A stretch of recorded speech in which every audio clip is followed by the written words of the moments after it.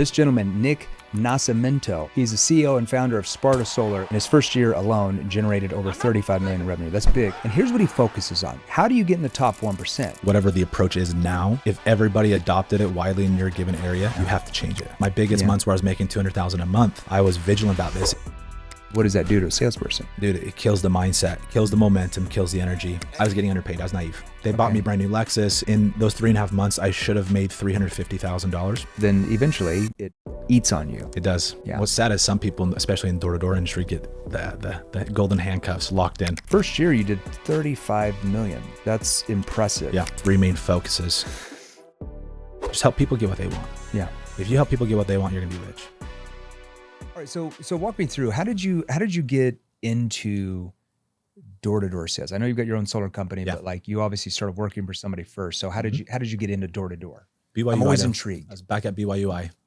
Oh, up in Rexburg. Up in Rexburg, yeah. No kidding. Yeah. Okay, so Rexburg's interesting because when I worked for Pinnacle and then Apex Vivint, we'd always go up there to recruit. Very, very cold in the winter.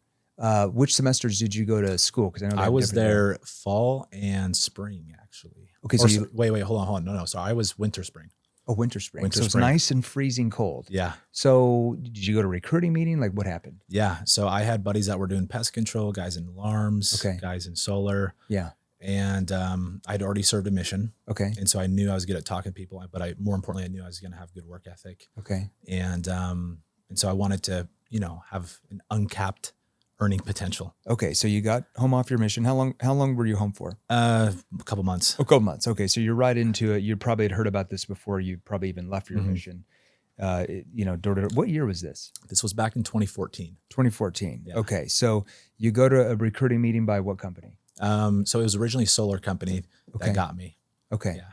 So a solar company was there. Did they just hire everybody? I know when I got recruited for alarms, there was a couple hundred people in the room. They just hired everybody. It was close to it. Yeah. Close to it. Yeah. Because straight commission, right? So if you don't sell, no skin loss off for our them. backs, no loss for them. Okay. So you get hired, and was it a summer program for solar, or what So did you guys do? for me was actually in the fall, because I had my fall was the off season for me. Oh, I see. So I went out to California for 3.5 months during the fall season. Like what, September, October, November? Yeah. Okay, that's interesting. Yeah, back in my day, it was just summer programs. So I think with Rexburg. Okay, so you get hired. Yeah. You don't have any sales experience, I'm assuming. Nothing. Your mission. Yep. You go out there, and what city did you knock in? I was knocking in a little town called Little Valley, California. Good Lord, where's that at? It's in the middle of nowhere. Sometimes little towns are the best because they're not as approached as much as like the bigger cities. Yeah, it just depends on the demographic and stuff. So Jeremy, I started doing well in that little town, and the company, like so well that the company sold me on the fact that it wasn't me that was going to be, it was just the area. They're like, dude, Nick picked the best hood ever. They're like, dude, you picked the honey pot. It's interesting. Okay, so in solar's a big industry we train. Yeah. But like I know when I sold alarms, we'd always call it the hood. It didn't matter if it was like, the Kardashians neighborhood compared to like the ghetto, we would just call it the hood. Yeah. So it was always, you rank the hood. So they just said, hey, this town is like the best hood. How many people were in the team there? Were you selling with? We had about 15. Okay, 15. And how did you figure this out? Like you just magically sold more than everybody else. There's obviously something you're doing differently, right? Yeah. So for me at that time, I didn't have a lot of, solar knowledge. Yeah. And I didn't have a ton of, I had decent product knowledge. Okay. But what I did have a really good skill set on was talking to people and working with people, not just communicating and being having the gift of gab is what they say. Yeah. But actually understanding, empathizing, helping people get what they want. So you understood the emotional connection. Yes, very well. That's what that is. Because building rapport is not really emotionally connecting because there's fake rapport. How's your day going? Yes. Do you like the city? Like people know what real you're doing. rapport with people. I know how to real do that. rapport. Yeah. Okay. And that was the backbone because I didn't know quite how to sell like at a high level like I do now. Yeah. Where now I don't have to like leverage 30 minutes or an hour of rapport building to get a deal closed and have a very high retention. Yeah. I can like get right to it with almost no rapport. Yeah. Okay. It's the emotional connection. Like I said, Tony Robbins always talks about it. I like to take a step further, but you understand this. In order to influence at the highest level, you have to master how to emotionally connect with that other human being. Where you go there first. where they feel like you understand their needs, their desires, their wants, even their fears, without buying into their story. Yep. And without judging them. Because if they feel like you're judging them, you're going to trigger sales resistance. But that's empathy. Yes, exactly. Okay. Yeah. Hey guys, Jeremy Miner here. Look, a lot of you leave comments wanting me to help you sell more. So the easiest way to get a hold of me, the quickest way, is to text me. So text me right now. It's 480-637-2944. So 480-637-2944. Listen, I started this company to help you learn how to close more deals, but do it the right way. Text me right now. Let's get back to the training video. Okay, I like that. Most people like, they don't, where did you learn how to understand empathy? Because most people, you're not born with that. Yeah, no, I think doing the mission in Brazil really taught me that. Okay. And I remember hearing, going on my mission, like right before I left, I had heard a talk that at the time that was saying, telling the most successful missionary ever in Europe. Okay. Long story short, this missionary baptized tons of people in a place that nobody ever gets baptized. Yeah. And they interviewed him, asked him what was the secret to success. And he said, you know, no matter who opened that door, when I knocked on someone's door, if they're smoking a cigarette, if they're drinking beer, he would imagine them in a white robe, sing them as a changed man. In other words, sing them as they can become. Interesting. And that stuck with me. And so I learned to empathize with people, not look at them in their current situation, but look at them on the other side. You weren't judging them. Exactly. You were feeling love, seeing what they could be. Yes. Yeah. Exactly. Potential. I love that. That's amazing. So I brought that same thing to Solar, saying, hey, like when people were negative and pessimistic about it, I didn't see them in that current state. I saw them on the other side once they knew what I knew. Okay. That makes sense, because let's dive into that. So, you know, the traditional door approach is, hi, my name is, or like, hey, I'm in the neighborhood with XYZ company. How you doing today? Are you the homeowner? Yeah. I'm assuming you started to recognize that the traditional door approach doesn't really work that well unless you're willing to play the numbers game and just, you know, kill yourself 14 hours a day to hardly make any sales. Yeah. How did you change that up? Being different. Being different is the key. And so what I say here, like whatever the approach is now, if everybody adopted it widely in your given area, you have to change it. Yeah. And so the game is becoming different. The greatest salespeople I've noticed aren't just the greatest at persuading, they're the greatest at being different. Yeah. Because if you are not perceived as a salesperson, you don't have to really feel like you're selling. Yeah, sure. You know? Yeah. It's a different mindset. So yeah, approaching them in a sense of, if, you know, for anyone watching my Instagrams, have you seen this net metering application? Like, as dorky and as silly as that is, it works. Yeah. It works. They're like, no, well, like, what's this? Right. Yeah. And then it gives me a segue to buy me 7 seconds. The next 7 seconds I used to buy so when 20. you knocked on the door, what was the first words out of your mouth? Like, and everybody watching this. So whether you sell door to door, whether you sell inbound, outbound, cold calling, doesn't matter. The principles he's going to talk about here are going to help you close more deals. Even if you're the business owner with your salespeople, this is important. First thing I say is actually, I only have a minute. Tell us why you do that. Because most salespeople are basically letting the prospect push them around. Yes. And they're tailoring their schedule, and it seems desperate. That energy is desperate. And when you exude, hey, I'm good, I don't need this. People actually listen to you more. And so you lower their guard. Exactly. We call it selling the exit. You're always selling the exit. So especially when you're cold calling or door to door, it just buys you more time because the prospect doesn't feel like you're going to take a lot of their time. And then you get them emotionally involved and they forget about that. Oh gosh, I apologize. I've only got a few minutes before my next appointment, or I'm so sorry. I've only got a minute before I've got to go. And now they don't feel like you're going to be able to sell them. So the guard, it's a disarming technique. Yes. Okay. And I'll do a similar thing even in the appointments. I'll say, hey, kick me out anytime. Like we had another guy record me. He's like, bro, you literally said that 8 times in the pitch. Yeah. And so giving them the, you know, saying, hey, you can kick me out, I'm good. Yeah. The next thing I go into on the door approach is, I'm sure you guys have seen this, or have you guys done this application yet? And they're like, well, what application? Yes. 9 times out of 10, they're saying, what application, right? Yeah. And so you triggered curiosity. Exactly. Yes. And then from there, I'm saying it's an application to help. I'm keeping it vague and simple. I don't say electric. Yeah. I don't say electric bill. I don't say those would be like trigger words. They're trigger words. Exactly. Because they've already noticed solar. Yeah. So I say, hey, this is an application to help potentially reduce utility costs. Yeah. And then I'll lead in with, you know how you have dominion for gas? You said a word there, potentially reduce cost, not to reduce cost. Yeah. Potentially is a neutral word. Why? I'll say that sometimes I don't, to be honest, but it's good. It's a qualifying thing. Yeah. It's a qualifying thing saying, hey, look, it's the potentially means, hey, I don't know if this is going to be a fit based on the checklist here. Just to see if you're eligible. Exactly. You know, Yes. Instead of Sorry, qualify. not qualify. Eligible. Yeah. No. Even qualify is good, but sometimes, as you know, some salespeople start to overuse that, and then prospects pick up on it. You know, like you might not be eligible. It just depends, or potentially we could, possibly we could, but it's more neutral. It keeps the guard down. These are all disarming techniques. This is really good. And so, what's the next words out of your mouth? So saying, hey, if you guys done this application to qualify, it helps reduce utility costs. I'm sure you know how you got dominion for gas and Rocky Mountain power for the electric. Okay, I start with that because same principle. Yeah. I'm trying to get them on the general idea of there's a human here that has a way to reduce my utility cost, how much I throw out the door, and basically hedge inflation. Okay. And there's specific things he's looking for that they're out here to qualify. He's just vetting out homes. I'm trying to create this image that, hey, look, I love you. I don't even know you. I care about you, but I don't give two shits if you do this or not. Yeah. I call it HILA. It's high intent. You have high intent to help because you know you can solve their problems, but you have low attachment. Yeah. HILA. High intent. I love that. Low attachment. Yes, that's beautiful. It doesn't have any impact on you if they keep, you know, if they keep paying the rate hikes. It only impacts who? Them. But you have high intent to help, but low attachment. Low attachment. Yeah. If you kick me out the door, it's okay. I got plenty of other people that are gonna. Yeah, it has no impact on me. It only has impact on who. Yeah, that's really good, Nick. Okay, there's a lot more to that. We're going to unpack that in a second. There's a lot of pattern interrupts there because what he's doing there is he's not like everybody else.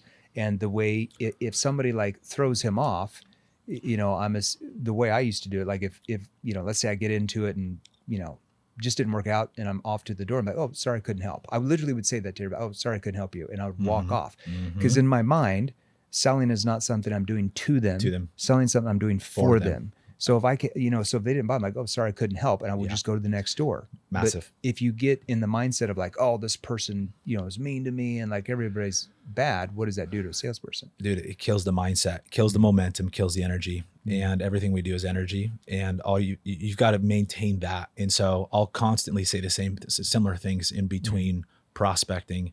I think it's not my loss, it's theirs. And my biggest months where I was making $200,000 a month, I was vigilant about this and I had that conviction. That's why I wear the sold shirt is I got very sold on what I was doing and understanding the value for the customer. Most salespeople, Jeremy, you know this, they think how much am I making in commission? Like, oh dude, I got $7,000 on the line. They're getting all nervous, right? I'm thinking that's not even on my mind. I'm thinking, hey, this guy's net worth, this family's net worth is going to change by potentially $70,000 over time if this goes through. And I'm taking zero from their pocket, taking money they have to throw away and reallocating it towards something. Yeah, you're legitimately solving problems. Yes. And when you solve problems like that, you get paid a lot of money for it, which you should. Yes. Now, and then that helps me detach, but also connect and empathize and say, this is not about my loss, it's about theirs. And not in like a condoning or condescending way, like you idiot. Like it's like, dude, I feel sorrow for you. That was another thing I learned in my mission was preach my gospel. It's like feel remorse for people that don't change. It's the empathy, right? And a lot of guys, that's something you have to train them. Like women already have like empathy built into their DNA. So it's easier to train on that. With guys, sometimes it's like, sometimes guys comes across judgmental. Like they have to feel like you're concerned about the consequences if they don't buy, if they don't change. That's different than like where you know, get them like defensive because you're like, well, why wouldn't you do this? You're going to save all this money. It's a no-brainer. Then a lot of times, even if it is a no-brainer, they literally will push back and say no because they're getting defensive based on your tone. It's brilliant. It's a big difference here. You got to get them to feel like you're concerned about the consequences. Okay, so how many years did you sell door to door before you're like, hey, I think I'm going to start my own thing? So I did 2 years solar and then 2 years in pest. Okay. Why did you switch from solar to pest? I was getting underpaid. I was naive. They bought me a brand new Lexus. In those 3.5 months, I should have made $350,000. Okay. I got paid about $65,000 because as a young 22-year-old kid, I was like, you just didn't know. I thought I was getting paid well. Okay. Yeah. I'm well, like, dude, for a college kid for 3.5 months, that's 65K. really good. I was like, brand new Lexus. I'm like, dude, these guys love me. My mom's like, honey, never leave that company. You take that job. Okay. Yeah. And then I heard about what guys were making in pest, but yeah, I should have been making the same thing in solar. Okay. Well, it's good that you got different experience in different things. It helps you kind of see from some different viewpoints. Yeah. So then you sold pest control for a couple of years. 2 years, had a team, blew that up, and then started my own pest control company due to a lack of conviction. I wanted two things. I wanted ownership, not to be the man, but just to have a higher leverage vehicle, right, of building wealth. Yeah. And then, but also to control client experience because I was lacking the conviction as the curtains got pulled down on that particular company I worked for. Okay. So they didn't have the great, you were selling it, but they weren't fulfilling it. The fulfillment was not good. And sometimes that happens. And I saw what the guys were doing, like who was fulfilling the jobs. I was like, I can't, I'm lying to myself. Yeah. And so as I was selling that, Jeremy, I'm like, I'm selling my soul. Yeah. And I felt the conviction in it that eats at you. Yeah. And so that's a big thing I'm a big proponent of is, the product, it's the pest control. There's all these products that are great. Yeah. But I do believe that we sell to the degree that we are sold. I agree. You have to have conviction. You have to know that, look, you're watching, listen to us. You have to know that the product or service you're selling is actually going to do what you guys say it's going to do. And if it does, you have that conviction. But if you find out that it's not really being fulfilled the way it's being presented and stuff, then eventually, morally it eats on you. It does. Yeah. What's sad is some people, especially in door-to-door industry, get the golden handcuffs locked in. Yeah. Even when they know it's like, this isn't the best. Yeah, no, it's true. I remember the owners of the first company I worked for, like, they would tell us like, you could never leave door-to-door. You can never make as much money as in door-to-door. And I'm like, I think once you master selling, you can go sell anything. Anyway, I went right into B2B the next year and like tripled what I made in door to door.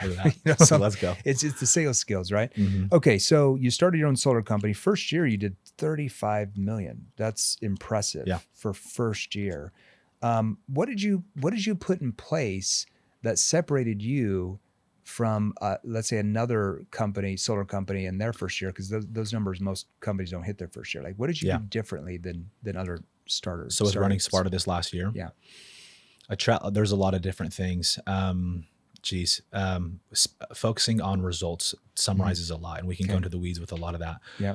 It's been results personally and professionally. So professional are obvious, is making people money, right? Okay. And that we break that down into three main focuses: speed of sale, speed of install, and then speed of pay. Interesting. And so basically I've shifted my whole focus. Tony Robbins taught this to me of just help people get what they want. Yeah. If you help people get what they want, you're going to be rich. Let's talk about speed of sales. Yeah. So tell us a little bit about that. So from onboard to point of first sale, decreasing that time. Okay. And so most business owners don't even know, like, what's the average time length for what is the average time? Yeah. For most companies, it's about 2.5 weeks. Okay. From solar. Oh, you're talking about the install, like once it's sold to install, or no, just like first sale from like a time of like average rep onboarded. Oh, okay. Yeah.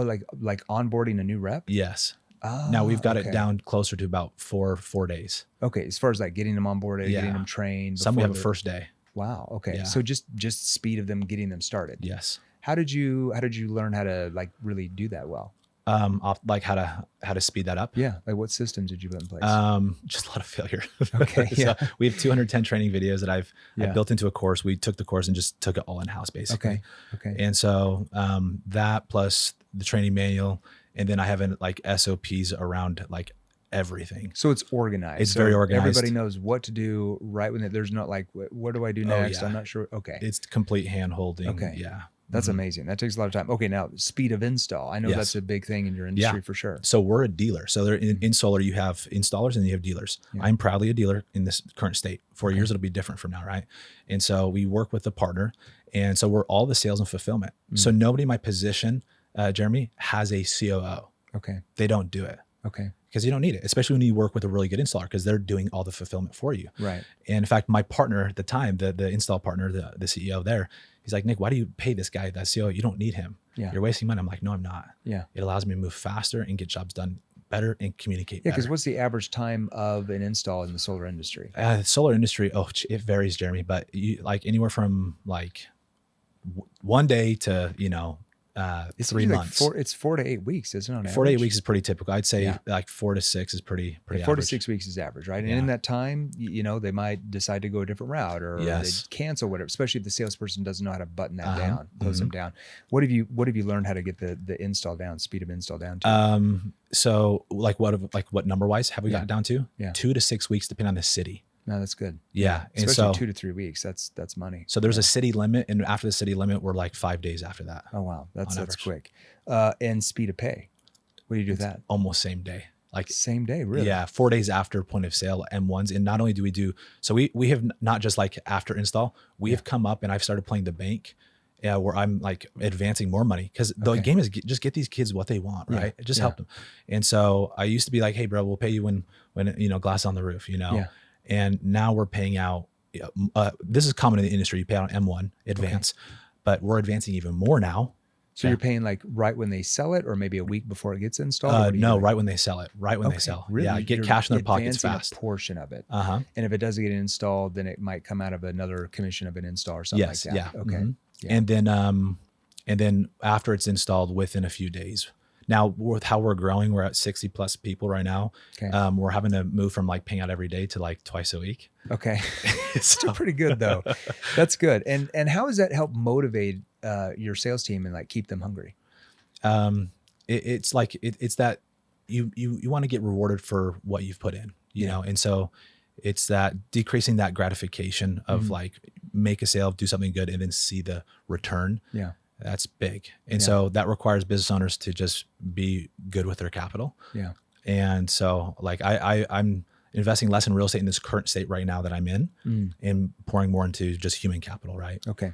Yeah. You pour it into, training yourself, training your team, you're going to get way more. It's been a while since I've been in door to door. I think 2005 was my last year in door to door. 2000 to 2005, kind of crazy. About 20 What years. are some, I know, crazy. What are some things that have changed even since you've been in it? Like what are some things that are changing in your industry? It could be solar, alarms, anything. But what's changing? Well, ring doorbells for one. Okay. Yeah. Okay. Didn't have that when I knocked on the doors. You get less people answering. And people they've seen all the different sales pitches. And so with my content team, we were literally just having fun the other day, walking with a big old no soliciting board. My shirt says sold on it. I look like a goober. I got a thing on my nose.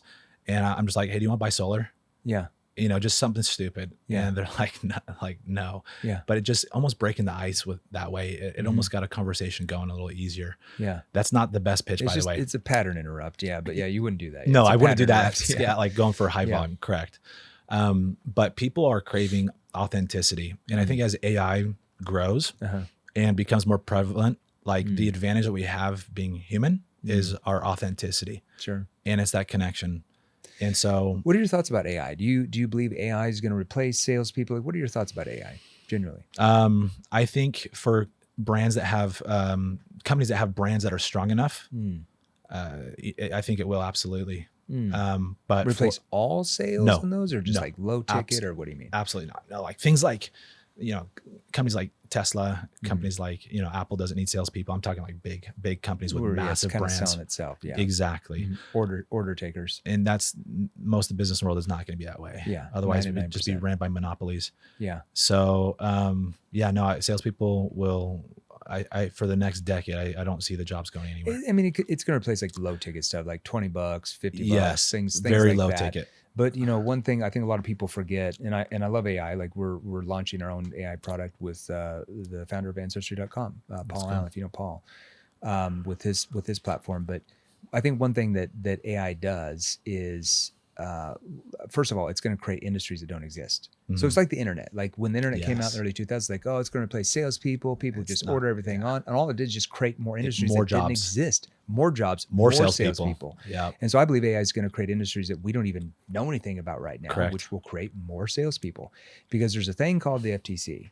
And the moment Grandma Jones buys something for 5, 10, 15 grand from AI over the phone or something like that, and then, her son finds out, and my mom got scammed, calls the Attorney General. See ya. Well, you're going to have a lot of regulations. And I believe within a few years, maybe even less, that, when there's a call from AI, it's going to say, hey, this is AI, would you like to keep talking with me, or would you rather be transferred to a live representative? And I think that they're going to be regulated to have to say that. Mm-hmm. And I really believe that a lot of people eventually will be like, I want to talk with a representative, a live representative, because they're going to feel like AI is going to manipulate them.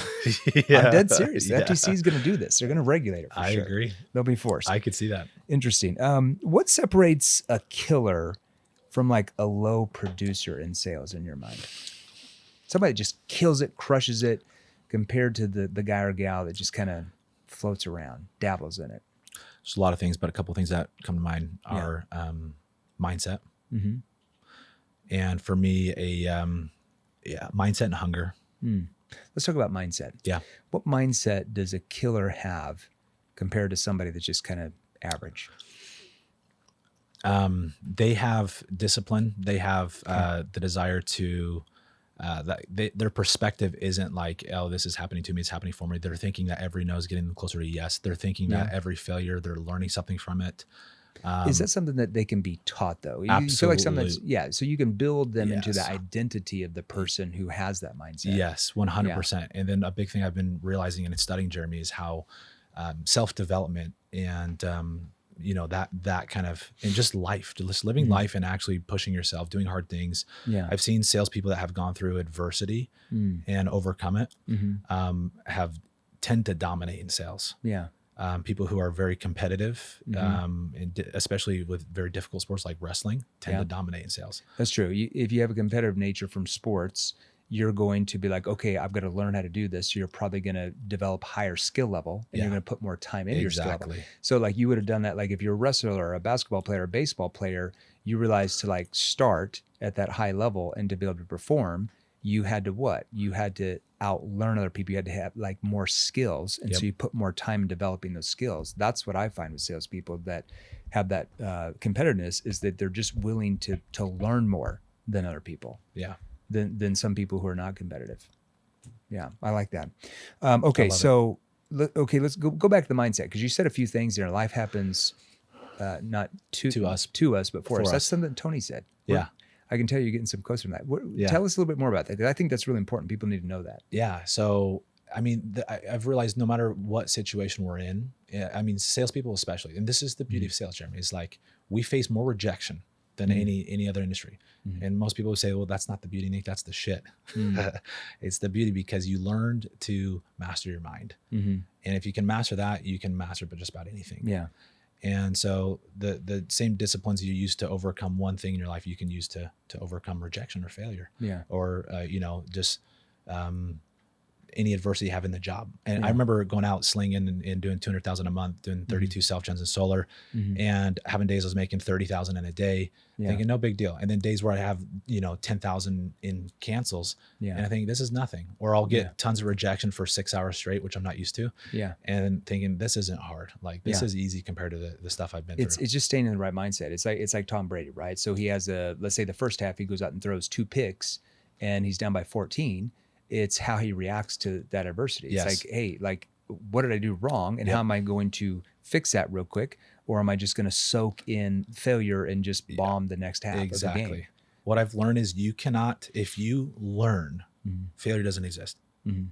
Like if so in that sense, and I've studying Sam Walton and the greatest entrepreneurs, they love failure. Yeah. It's fail often, fail fast, fail forward, right? And so that's the mindset of great salespeople, is they're always learning. And how do you feel like, I'm a big believer in, successful people learn from their mistakes. Yeah. But the most successful people, like top 1% or higher, they don't learn from their mistakes. They learn from others' mistakes, so they don't make the same mistakes themselves. Yes, exactly. And that's like hiring mentors and coaches to learn from. So you shortcut. Why is it so, like hiring people that have already mastered the thing you want to master? Why is that so important if you want to become really good at what you do? A great mentor will get you to where they are in half the time. Yeah, I'd say like in even more. Even if they have industry specific knowledge, I'd say potentially 3 to 5 times the speed. Yeah, like 10x. Yeah. Yeah, and so 3 to 5x was like conservative. Yeah. For me it was 10x. Yeah. And so you're the only thing that is stopping us from executing at a new level is information. Yeah. And so the game becomes, how fast can you get that knowledge? Yeah. And then not be a little bitch and just execute. Exactly. Because I always say, what's the biggest problem in sales? The problem that you don't know you have. Because if you don't know what your problem is, how are you going to sell? Like, how are you going to break down your door-to-door approach or the back end or whatever you're doing wrong if somebody's not there who's already mastered that can show you exactly? Because otherwise you're just guessing, and maybe you figure it out, maybe you don't, but it could take you years. And look at all the cost of how much commissions you lost because you try to figure it out. There you go. And this is how you sell sales training, is you sell the opportunity cost if you do nothing, cost of doing nothing. Yeah. It's the same with anything. Yeah. That's always been the big thing. And so, if anyone's listening to this that has not invested in themselves with sales training or self-development related things, you've got to like fast forward and realize, okay, let's say you're making $250K a year. Yeah. There is a version of you that is making, $750K or $1 million a year. Yeah, exactly. And no different than you. Yes. And that version of you could be there. You could be there within a year. They just have more knowledge. Exactly. We call it the COI, cost of inaction. Cost of inaction is really in every industry, right? Solar, cost of inaction. Yeah. How many years are they going to keep being forced to pay the rate hikes? How many, I guess they're just going to keep paying their utilities forever till they die. Exactly. Right. Compared to paying it off after 20 or 25 years. So it's the COI, it's the cost of inaction. It's really in every industry for the most part, pretty much. Okay. Let's roll into this. So how do you, let's talk about recruiting salespeople. Like, what are for everybody out here who recruits, what are some of the top 2 or 3 things that you, besides commitment, that you look for when you're hiring a salespeople that really determines, like, hey, I know this person's going to be good compared to this person, they're not going to be so good? I look for things that align with our core values, but to give it more specific to the audience, I look for things of discipline. Okay. And if I had to take somebody with a good mindset and I would take somebody with good mindset, good habits over somebody with a good skill because I have the skill and I can fill that gap. Okay. Yeah. And so I can get them the skill very quick. But if I have somebody that is actually talented, but they're entitled, they have ego, they're lazy, they're inconsistent. That's a big one. Consistency. Yeah. I have a hard time getting them results. Do you believe you can build? So like, in with sales, we talk about, a lot of salespeople like, oh, well, they weren't qualified, and I'm like, well, no. Everybody pretty much, unless you're selling like a $10 million thing to a homeless person, pretty much anybody's qualified. Yeah. It's up to you, the salesperson, to build that prospect into the identity of the person who becomes a buyer. Right. They don't, only the laydowns are just going to show up and buy. How do you learn the skills to build each prospect into the identity of the person who does buy? Because if you knock on the door, any type of sales, and some of the first words out of their mouth is like, oh, I always do research on these things. I always, I never make a snap decision. That's their identity. So Sigmund Freud would say people do who they believe they are. So if their identity is, I never make decisions on the spot, I always do research, and you keep them in that identity, what objections are you probably going to get at the end? Yeah. The same one. If they buy, that person's more than likely not going to get installed in your industry because then they're going to start researching. So how do I take them out of that identity and build them into the identity of the person who makes quick decisions because they're smart? Yeah. So how do you do that? Do you believe you can do that with somebody you hire that might have really good skill level, but maybe they don't have commitment? Can you build them into that identity? You can. What I've learned, this is a principle I follow, where the greatest salespeople aren't trained, they're found.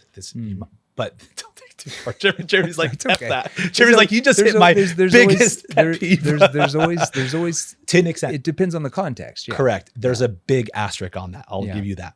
Big asterisk. For me, a lot of the best prospects are not sold, they're found. Because I've gotten very good at selling, and I've realized, despite how good I am, I'll get in front of the wrong prospect, and I'll use all my things of, asking questions and hedging objections and everything I know, and pattern interrupts, and like it won't go anywhere, right? And so it's just this lesson I've repeatedly learned over and over is, I could. Yeah. but time's the most valuable resource we have. Sure. Do you want to spend that time with that prospect? Yes. It depends. Yeah. Yes. Now, so for people who are in outbound, this is the beauty of outbound door calls, because you've endless supply. And so you can play the game of pick the prospect. Yeah. Which I train my people to play. So that is true on an outbound. Like if you're dialing like a bunch of like, outbound leads or whatever, and you've got thousands to call, if somebody's like battling you the whole time, there comes to, and once you get really good, you can kind of read the tonality, especially on the phone. You can read the tone, or if in person, you read the body language, even on the doors, and you're like, I don't know if this is worth my time. I'm going to move on to somebody a little bit easier. But it's a fine line, because if you start doing that with everybody, you're going to notice your sales go way down, because then you're like, oh, they're not qualified. Anytime you hear anything like, oh, they're not qualified, I'm looking for the best buyer. Yes. So there's a fine line there. There is. And that does take time to understand, and how it's trained is by reading people non-verbally and paraverbally, when hearing them. I can sometimes, when I'd approach somebody, I'd just look at them, and I'd know that, like, they'll say one thing and I'll turn around and walk away. And people are like, you're not going to sell them? And it's like, no, because I know I probably could. Yeah. But just doing this in so many times, statistically, based on what I've seen from this personality, that energy, that facial expression, 95% of the time doesn't go anywhere. So I'll go take my time and I'll go roll the dice somewhere else. Right. Okay, that makes sense. You're playing your cards a little bit. So rather than like, I could sell them, but it might take twice as long, and the likelihood of that getting installed gets cut by 80%. Is it really worth my time, or should I just go to the next door where the likelihood goes up? Exactly. And remember the power of energy, because when I don't exhaust my energy into those people, I keep the good energy. And so with recruiting, it's the same thing. I used to just like, oh, you got a pulse? Welcome to Sparta. Welcome to Sparta. You're hired. Yeah. It's not that way anymore. It is we're very much the opposite. Okay. And I'm shooing guys away. I've got guys that have come to me making $1 million a year. I'm like, I'm good, bro. I don't need you. Yeah. And so we have our things that we look for, right? And so what happens is when you define your prospect, or whether it's a recruit or a salesperson, okay, you it's the same thing, that you are not catering to them, basically being their little bitch. Is what you're not qualifying to them. You're getting them to qualify to you. Exactly. Okay. And so you're wearing the pants. And you can still do this without being like a manipulative jerk, or like, and you can still bring in the love, the empathy, and the care, without being ruthless. Yeah. But it's paramount that you stick to these boundaries, because what I've seen with recruiting, what I can do with 5 people can outpace what most can do with 50. And that energy continues to spill over when you have that good energy from selling, working with good people. You're going to close more, from what I've noticed, because of momentum. Yeah. Right. It's the worst thing when we go spend a ton of time and energy onto one prospect, doesn't go anywhere. Yeah. This happens to the greatest salespeople. Yeah. And so the biggest lesson is like, oh, how can I learn to identify that type of person in that situation again, so I don't waste that time and energy? What I used to do is, like, let's say I had bad energy, or like, their tonality was like really skeptical or whatever. I would work to break that down.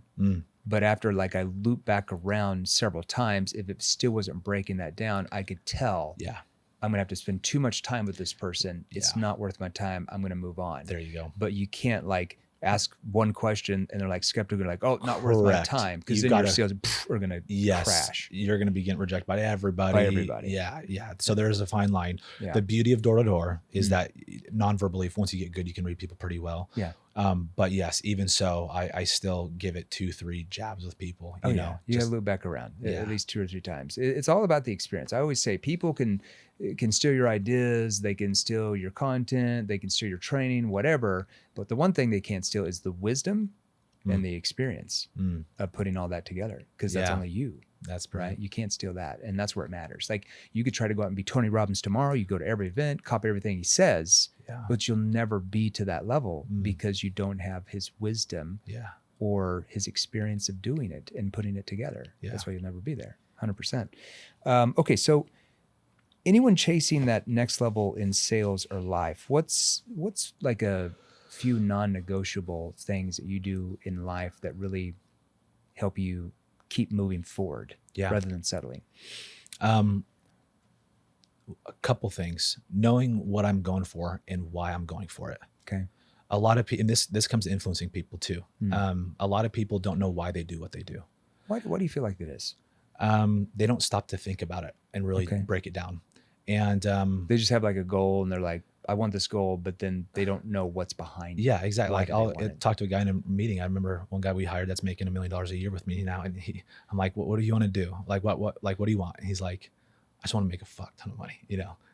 Why? I was like, yeah, well, why do you want to do that? Yeah. He's like, well, I just want a lot of money I want to have a house. I'm like, why is that important to you? I'm like, okay, he's leaning towards status. He's leaning towards status and significance. I'm like, okay, cool. Yeah.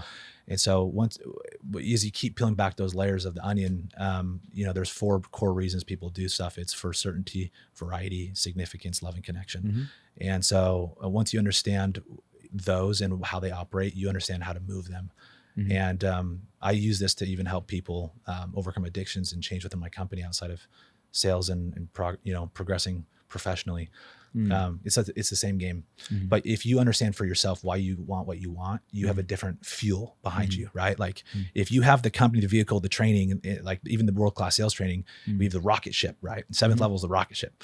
But if you are trying to get off the ground with that rocket with what you put in your car, it ain't going anywhere. Yeah, if you don't understand, that's what I always tell salespeople. It's like, look, if you know, you can get a prospect's goals or whatever they want to do, but if you can't help them uncover in their own mind the reason behind that, like what's driving that, that's where the sale's made. Yes, it's not the why; it's what's behind the why. Behind it, and that's you have to get them to tell you and themselves what's behind the why, and that's where they emotionally connect. Yeah, and if you don't do that, there's that connection's not there.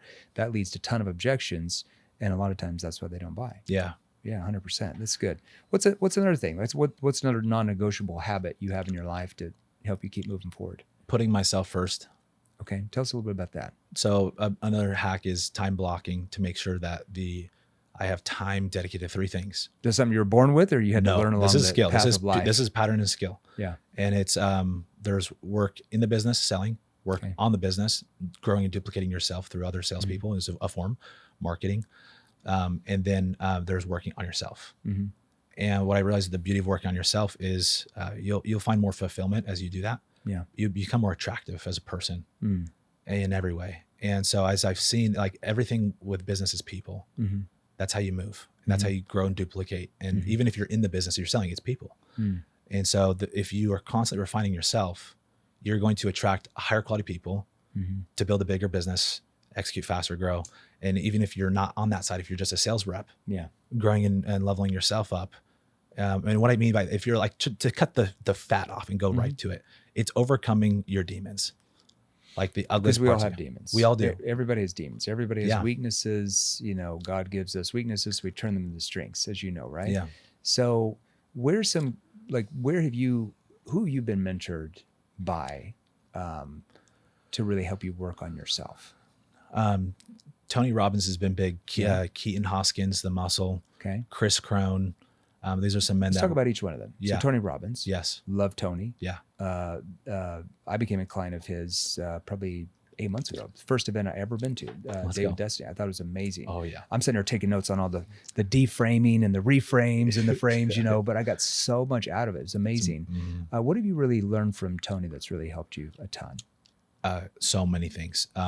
The different pillars of life. He calls it the wheel of life. I call it now the 7 pillars.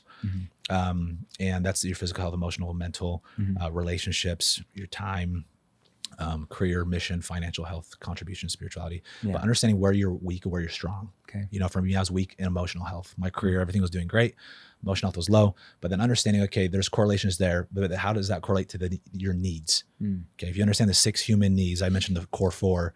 If you understand those, you'll understand the reasons you do what you do. And so helping me so my symptom, Jeremy, for me was pornography at the time. Like that's something I was I wanted to overcome. Sure. And a lot of men have that problem. Yeah. Yeah. And I didn't realize pornography was not the problem. It was I was low emotionally. Right. So you were using that to fulfill that. The need you weren't getting from somewhere else. Yeah. And I was craving variety, and I was craving significance in different ways from work. And then I was lacking love and connection. And so once I understood what I was lacking, I could give myself grace. And porn was just bringing high dopamine for me. Sure. And so I'm like, how can I bring other ways of healthy forms of dopamine, loving connection, and cold plunges? Not just that, but that's a lot of different things like that. Yeah. And then So Tony Robbins was huge with that. Okay. And then Jim Rohn, who mentored Tony, Yeah. I've studied him for years. Okay. So, okay. Then you talked about this gentleman, Keaton Hoskins, and Chris. I've been on Chris Cron's podcast maybe about a year ago. Great guy, real estate guy. Yes. Real estate guy. How's Chris helped you? Chris, similar things actually with breakthrough. Less on like he really taught me obviously money, finance, investing, and different vehicles of leverage. Okay. And so like part of our business model is build up Sparta to 50 million, and then I want to get into consult for equity. So instead of people paying us for coaching and mentoring, like I want to build businesses kind of similar to how Hormozy is. Yeah. And so now I have an end target that's bigger, right? And so I understand what vehicle to get in. If I want to go, Chris Lee does that. Good friend of mine, Chris Lee, sold his solar company. Now he's started next level. I'm like, dude, 7th level, next level. What's going on? You get my name. He's a stud though. So something similar like Chris is. What's your plan with your company? Like where are you wanting to go? You're getting up to this 50 million. Like where do you want to take your business? Yeah, I want to take it to 50 million, and whether it's 50 million, 30 million, 100 million, I don't really care. I just want a large number. It's not for me to prove that I'm special. I give two shits about that. It's just to have a flagship company saying, I know what I'm doing. I know how to do this. I've done it before. Yeah. And my other mentor was saying, Nick, you could go build a $30 million coaching business. And I said, well, if I do this, delay gratification and go build my company. Yeah. There's very few that have done that. Yeah, I'm telling you, it's the difference between the amateurs and people who are the biggest brands in the world is because the amateurs that are small, like will do something for a year or two and they'll do okay at it, and then they're just like, oh, now I'm going to be a coach and teach people how to scale their businesses to 100 million a year. It was like, well, how can you teach somebody to scale a business 100 million a year if you've never done that yourself? It doesn't make any sense. Or like somebody that sells for 1 or 2 years is now a sales trainer, like. You're really going to teach them the ins and outs of sales after 2 years and you were good, but you weren't like the best. Like I had an 18-year sales career at the highest level. And even when I started this company, after 18 years of that experience, I was like, can I really do this? Yeah. It's the same thing with Hormozy. He had lots of experience, sold a business, then did it. And that's why his brand's so big. Exactly. So you're doing it the right way for sure. Chris the same way. Yeah. Credibility. So I'm going for the credibility and learning experience, and it's a journey. Yeah. And the beautiful thing, the other big thing I learned from Tony Robbins was gratitude and giving. Yeah.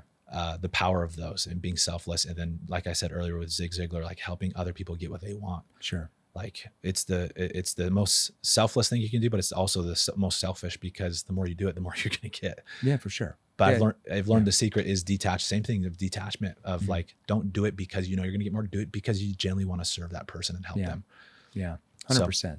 Okay. So you've got this business and maybe you sell this business later on or whatever. Yeah. You help other people in your company get what they want, and then maybe start a business where you help people like scale their businesses.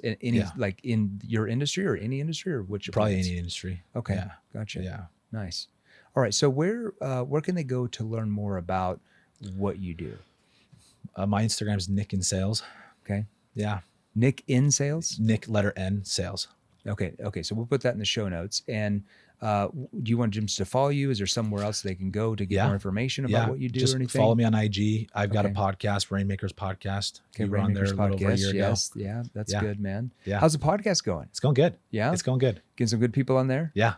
Good stuff, man. Yeah. Yeah, I liked your podcast too. Do you still have the same studio there? Yeah. I like that studio. Do you have your offices in that facility as well? Or? Okay, gotcha. Yeah.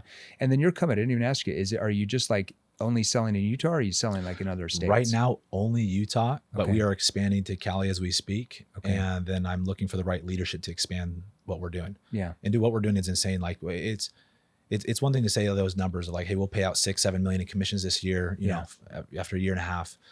And grossing over, 40-50 million pacing for that. But it's doing that in a market where nobody has a team that's doing, anything over 10 million a year. Yeah. Yeah. Utah's not like really would be known as the solar market. Yeah. And to have retention as good as we do, 82%, and then pay as good as we do, and clients that are as happy as we do, we're a unicorn. And so I'm like, just wait till we expand. Wait till we expand. Yeah. But you did it smart. You didn't try to expand too fast. Yes. Yeah. We did not. We're learning. I grow super fast. I stop. We look around. Everything going good. Nothing's burning down. Okay, cool. Next. Yeah. And keep going. Same game. Look around. Are we burning down? We're good. Oh, we need to fix this. Okay, let's get an SOP going. Let's hire the right person. True. And then blow up again. Yeah. And so, And so a lot of it's going to be finding the right leader. So it's not like, oh, which state do we want to go to? Wrong question. Yeah. It's not where, it's who. Yeah. So finding the right leader, and I'm an example of that. Like, it's not the market. Utah's a shit market, sell solar. Yeah. Truth's out. Yeah.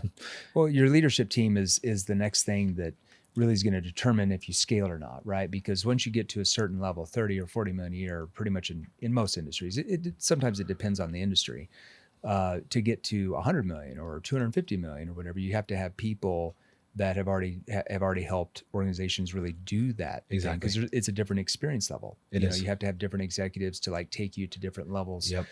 Todd Peterson taught me that when I was, when I came from Pinnacle to Apex to Vivint. That was one of the biggest things. I still remember him telling all of us. He's like, as the company grows, you either grow with the company, like your skill level has to grow, right? If you want to move up in the company, or the company gets more cash flow where they bring in people that have a higher skill level than you because you're not really growing and you end up getting replaced. Exactly. But it's all your choice. You can grow with the company and grow your skill level, or you can just kind of sit and do the same thing you've always done. But the same people that have gotten you to 30 million, how are they going to get you to 250 million? Exactly. Might not have the skill have set to unless grow or they pull them grow. on. Yeah. Unless they grow. Yeah. And that's really a choice. Yeah. How are you helping your people like grow? Like, are you putting in things to help them grow? Big time. Yeah. Like half of my training is that of like our training courses alone. We have a whole personal development course section. Yeah. We have a mentorship club where every Monday we're talking about leadership, like a specific leadership. We'll have breakthrough training, like I just talked about with Tony Robbins. We do have an investor club, fitness club. And then we have accountability around all these different areas of this professional success of their money, their KPIs, their inputs. Yeah. And then we also have mentorship and then accountability around their personal life.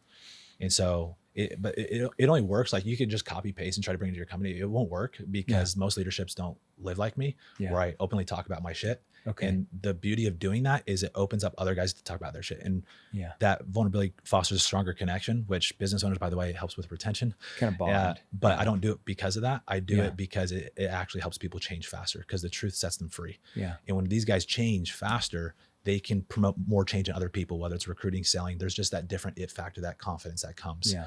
And I'm like, oh man, I'm teaching them all these skills and they work and they do. But I'm like, if I teach them who to become and how to level up personally. Well, you're building them to the identity of the person that becomes a leader. Yeah. Right? Exactly. That's all you're doing is you're building them. It's like the prospect. You build the prospect into the identity of the person who buys. Yes. You build the salesperson or the manager into the identity of the person who's a great leader. I love That's all you're doing. It's just, you're, like I said, people do who they believe they are. Sigmund Freud. Same thing. That. The mind is a crazy thing. It is. All right, Nick, thanks for being on. Make sure you watch us over and over. There's a lot of things you can pick up here. And if you have questions, remember, best place to reach me is just text me, 480-637-2944. If you've got questions about how do I apply what Nick says to what I sell or my industry, just text me. Me and a couple of our sales trainers lock ourselves in this conference room over here about an hour a day, and we actually answer your questions. So make sure you follow Nick and look at what he's got here, and text us if you have questions, and we'll see you soon. Okay. Let's go.